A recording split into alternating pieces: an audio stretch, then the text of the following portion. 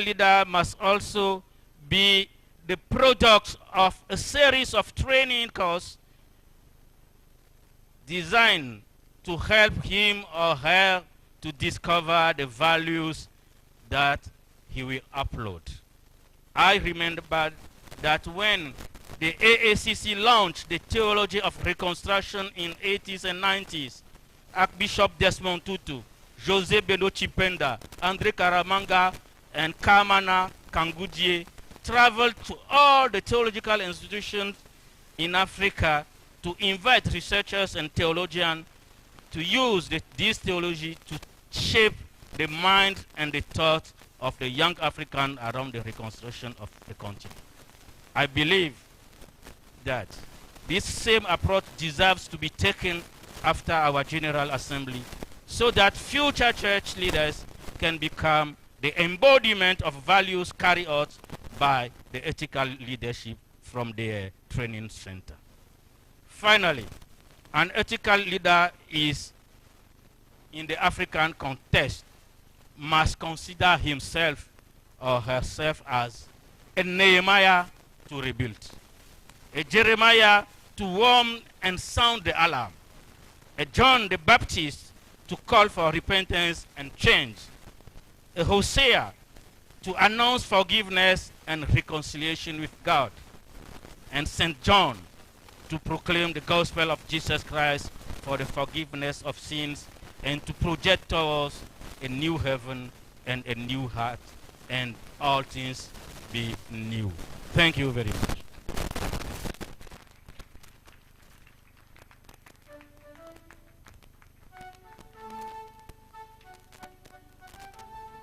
Thank you so much, my Lord Bishop, for your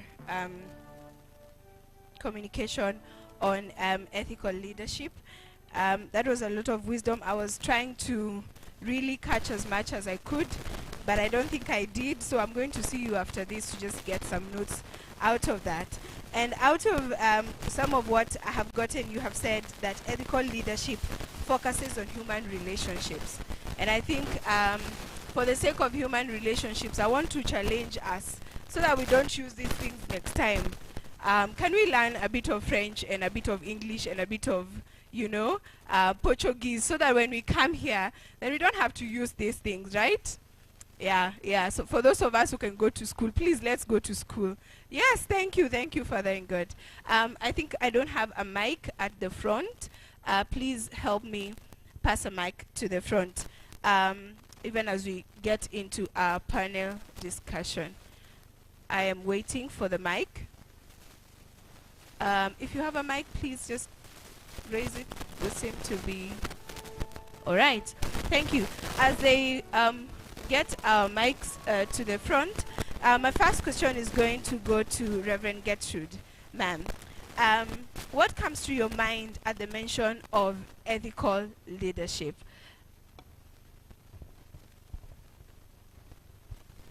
Thank you very much, moderator. What comes into my mind is the Ubuntu philosophy that says, I am because you are. This means that as a leader, an ethical leader, you're expected to be humble and to love. I'm sure that Mother Earth would have not been suffering if all the leaders were responsible, good listeners, and seeing what people are going through, and leaders being approachable. Thank you. Thank you so much, ma'am. And thank you for being brief. I'd like to just mention to our panelists that we're going to be very strict on time. And because, you know, I'm a young person, I can't really tell you to stop talking. So if you see me waving something, just know your time is up so that I don't have to say it, because you have taught me not to interrupt my elders, right? Yeah. So, Mr. Herbert, what comes to your mind when you think about, when you speak about ethical leadership? Thank you very much, moderator.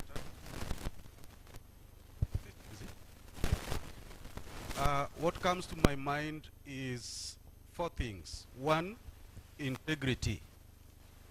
2, transparency. 3, accountability. 4, truthfulness. That forms for me the basis of ethical leadership. And listening to the devotion this morning, the preacher told us that ethical leadership is also about following the principle of subsidiarity, not doing everything by oneself. You are a good leader if you delegate others to do on your behalf because of the aspect of the social relationships. Integrity gives us an idea of having strong moral principles where we follow and stick to our words. We say what we do, not say things and do the opposite. At Globe Ethics, we have a strategic plan where we are talking about ethical leadership, AACC the same, and we hope that this synergy is what will help us going forward. Thank you. Thank you, sir. Thank you so much. My Lord Bishop, this question is to you. Why do you think that we need ethical leaders in our churches and society? J'aimerais dire que les défis, les grands défis auxquels nous sommes confrontés aujourd'hui nous exigent d'avoir une approche éthique dans tout ce que nous sommes en train de faire. Le leader n'est plus seulement celui-là ou celle-là qui est un serviteur. Il doit faire une analyse éthique de tous les actes qu'il pose. Si nous prenons le cas des changements climatiques aujourd'hui, les grands débats de la COP 21, 22, on ira jusqu'à la COP 1000. Est-ce que les églises africaines que nous sommes, nous avons les éléments éthiques pour analyser les propositions qui sont faites par les grandes sociétés? Aujourd'hui, par exemple, nous organisons la COP dans des pays qui sont les plus grands pollueurs du monde. Et nous sommes prêts à acheter les billets d'avion pour aller soutenir les pollueurs du monde. Donc ça pose un problème éthique. Et donc là, il est important que nous commencions par réfléchir. Donc nous ne pouvons plus être seulement des leaders serviteurs, mais aussi ceux-là et celles-là qui réfléchissent sur les aspects éthiques, moraux de la démarche que nous allons aborder. Thank you. Thank you so much, sir. To ma'am, again, we're coming back to you. As a woman leader and a theologian, what are the challenges that women leaders face in their role of leadership? Thank you very much. Women face many challenges because of the cultural setting which says that women have to be submissive. There are many times that when people think that they are going to benefit, they will say, according to the African culture. The moment people begin to say, according to the African culture, they are making the woman to feel out of place.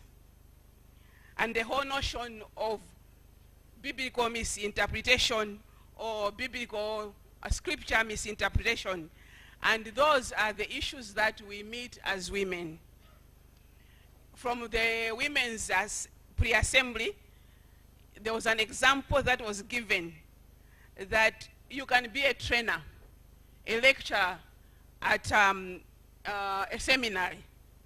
The same students that you train, when they become ministers, they can turn against you and say that you are not fit to be a leader, you are not fit to take this position, forgetting that you are the one who trained them to be who they are.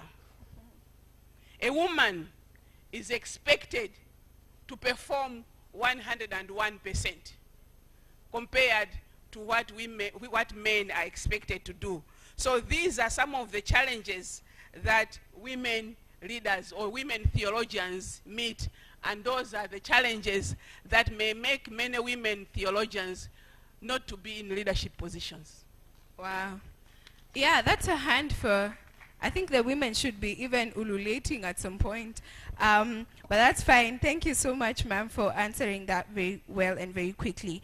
To Mr. Herbert, sir, I want to ask this question. What is the link between ethical leadership and ethical investment?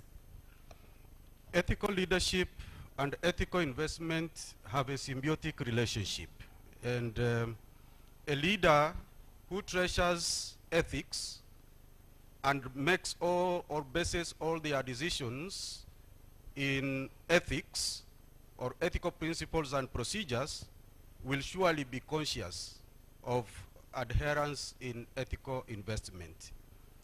In 2013, AACC resolution in Kampala talked about ethical investment. And Globe Ethics and AACC have been collaborating in a program known as African Church Assets Program, where churches, church-related organizations, leaders from these institutions have been trained in a number of sessions on ethical investment and management of church assets. And I see this relationship in the sense that for any investment to take place in an ethical way, one requires investments. Otherwise, it will not work. Thank you. All right, so it starts from the leader, the ethical leader, so that we have ethical investment. I think that is what I got. To our Father in God, my question is, what's the difference between ethical leadership and servant leadership? I think we want to just highlight that question one more time. The servant leadership is this kind of leadership who is at the disposal for the community. But if you are only servants without principle, ethical principle, you will become a slave. So the ethical principle should guide the servant leadership. That's why the ethics is important today for us in Africa. All right. Thank you so much. What I am getting is that we cannot be servant leadership without being ethical leaders. Thank you so much, sir. I want to go to back to ma'am. I think as a mother and as a woman leader, you want to definitely see people, women coming in after you as a leader. At a personal level, as Reverend Gertrude, what would you say about mentorship, and what are you doing at your level to make sure that you have someone taking in after you? Thank you very much. I think as a leader, we have our example, Jesus Christ himself, that Jesus was able to mentor the disciples so that they could go on with the ministry that he had started. So as a leader also, your responsibility is to mentor others, to give chances and opportunities to other people, more especially those that are coming in as young theologians, as young leaders, so that they can learn and that they can take over, so that when you retire, at least the system continues to go on and that the system is still working even without you. Excellent. Thank you so much. Mr. Herbert, I want to ask, why is the church asset management necessary? One main point is that church asset management and ethical investment is very critical for churches for purposes of sustainability. Today, the church is aware that the days when donations came from the missionaries who came to evangelize us are long gone. There is diminishing of resources from the donor community. And therefore, the work of mission to continue, we must invest in our own, using our own resources. And Africa is rich. We have these resources with us. The problem is the management and the ethical leadership that is required. And the church can then become, you know, as a prophetic voice, you know, lead even the national governments and the political leadership to be ethical, so that we, you know, minimize or do away with the ills in society, corruption, instability. All this will be done away with if we become ethical and we invest using our own resources and invest appropriately. And we said that this requires ethical managers as well. Yesterday, in one of the sessions, the side events, we had a side event on ethical investment and church asset management, where we did make a statement which we hope that will be adopted in this August assembly on ethical investment and ethical leadership. Thank you. Thank you, sir. My next question is going to go to Bishop. As a theologian and a church leader, how should leadership formation be done? Thank you very much. I'm not going to respond as a theologian or church leader. I would like to respond as a former youth leader. All right. Thank you, sir. Thank you. The leadership formation should start from the Sunday school. This is very, very important. So this is why I'm calling upon AACC to start reflecting on booklets for the use of the Sunday school children on leadership, so that they will start exercising the values of leadership from the Sunday school's activities. From there, it's also important to work on this issue with the youth movement, using the facilities that the internet is giving us today. And we need to put in the curricula of our theological institution the reality of the training on leadership skills. I know that in St. Paul College and other colleges, we do have, our universities, please, we do have this training, but I want it to be systematically put in the curricula of the student, so that we are now going. After 5 years, I don't think that I will continue to lead the church, my church. So we need to put this in the curricula of the students, so that from year 1 to year 5, they can have modules on leadership skills, training on values, so that when they will be back in their churches, they can start from the beginning exercising this leadership. And they need also to be trained on designing of projects, because they don't know that. So it is also important to mobilize people, the community, around how to design projects for the community by using their leadership skills. Thank you. Thank you, sir. Thank you so much. My last question to ma'am is going to be, why do we need ethical leaders in church and in society? I know we had asked that question, but even as a woman, why do you think we need ethical leaders even in women's spaces? Thank you very much, moderator. We need ethical leaders in the church to emulate Jesus Christ, to be able to love. We need leaders in the church to be examples to the secular world. That is, to be transparent, that is, to be accountable, and at the same time to be free from corruption. Those are the kind of church leadership that to be able to reach out to everyone and being mindful of the needs of different people in our communities and also in the church, to be able to fulfill the message of Jesus that I have come so that they may have the abundance of life. To be inclusive, we were talking about being created in the image of God. We would want leadership to be inclusive, that is to include men, women, and the youth to work together.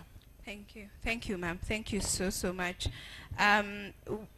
My next question is going to go to Mr. Herbert. You have spoken about management and ethical investment. What would you say about mentorship, especially on these spaces, and bringing up youth who are able to do ethical investment for the church? Thank you very much.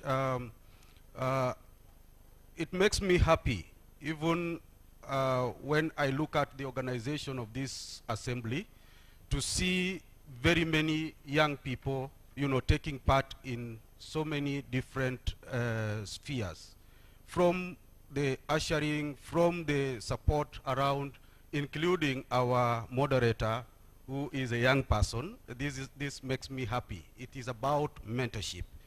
And mentorship is the in thing today that we cannot do without. When I was growing up, I was always told, you are a future leader. Your narrative should change. And we should rephrase it and say the youth are the leaders of today. And mentorship therefore becomes critical when we think about that change of narrative. But we can only be able to do this if we do it by example. The best way and the most effective way to change minds and hearts is through role modeling. And those of us who are in leadership, ethical leaders, then require to be at the forefront to nurture the young, teach them by example so that they follow in the right footsteps. In the words of St. Paul in 1 Corinthians chapter 11, St. Paul tells us, imitate me as I am an imitator of Christ. So that is, for me, an example of mentorship. And as leaders, we must at all times be at the forefront to show the young good example for purposes of smooth transition in leadership. So that those who are there, when they exit, the young generation takes over in a smooth transition. Thank you. Thank you. Thank you, sir. Sorry. Lord Bishop, you did say that when you were a youth, you had one of the statements that you gave us is that leadership is a youth mission. And then you said that in times of crisis, God uses a youth. So in your experiences and in your life, how have you been able to bring about people who will walk after you in terms of this mentorship and leadership of the people that will come after you? Even okay, yes, sir. Yes, sir. Well noted. I'm still on board. Yes. Yeah. Just to say that if you want to succeed in the church as youth, you need humility. You need to be humble. You need to listen to the elders, and also you need to help, and also you need to follow the footsteps of the elders. But in some of our contests, we use to contest every day the leaders. So this is a mistake, because we need to learn from them. I would like to give my own example. My sister from America said yesterday that she was in 1987 in Lome for the General Assembly of AACC. You shall be my witness. I was the one carrying the bag of Chipenda as a youth. I was 20. And we knew that Chipenda will be the next general secretary and Tutu will be the president because of the way they were negotiating things in the corridors, because we were there carrying the bag and we can listen. So I'm calling the youth here to follow the footsteps of the elder brothers and sisters. And also you need humility, and also you need to learn the history of your church and your institution. There are so many youth who doesn't know the story of their institution. You cannot talk about something you don't know.